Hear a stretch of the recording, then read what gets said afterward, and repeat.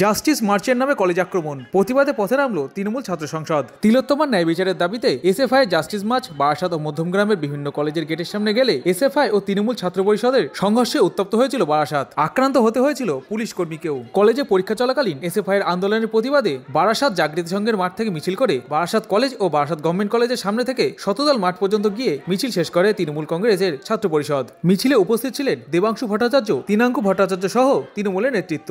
এই দিন দেবাংশু ভট্টাচার্য জানান, দেখুন, ছাত্রছাত্রীদের পরীক্ষা চলার সময় যারা কলেজ গেটে গিয়ে হুজ্জুতি করে তারা কখনোই ছাত্র সংগঠন হতে পারে না। আর বিচারের দাবিতে মিছিল করতে গিয়ে কলেজ গেটে ঢুকে কেন তাণ্ডব চালানো হলো সে ব্যাপারেও কারোর কোনো আইডিয়া নেই। বলে এসএফআই এই মুহূর্তে ইস্যু হারিয়ে ফেলেছে।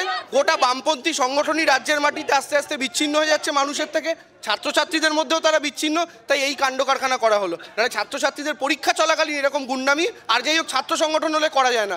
প্রত্যেকে দেখেছেন, সাধারণ মানুষ দেখেছেন, ছাত্রর চাইতে বেশি ছিল 40-45 বছরের 50 বছরের পাকা চুলের মাথার লোকজন। তো সিপিএমে এখন এমনই দুরবস্থা যে 60 বছরের লোকও এসএফআই করছে, আবার 60 বছরের লোকই সম্পাদক মণ্ডলীর সদস্য। তো দলটার কি অবস্থা তাহলে বুঝুন, একজনকেই সব শিফটে ডিউটি করতে হচ্ছে। মিছিল থেকে ছাত্রনেতা তিনাঙ্কু ভট্টাচার্য বলেন, বাংলার কোনো কলেজে তাদের ইউনিট করার মতন 10 জন নেই, সেখানে আজকে তারা নির্বাচন করছে। নির্বাচন নিয়ে একটা ফলস একটা সিচুয়েশন তৈরির চেষ্টা করছে। আমাদের সরকার নির্বাচনে উদ্যোগী। আমার বিশ্বাস এই বর্তমান সিবিসিএস সিস্টেমে যেখানে সময় পাওয়াটা খুব কঠিন, সেখানে আমরা অতি দ্রুত নির্বাচনের দিকে যেতে পারবো।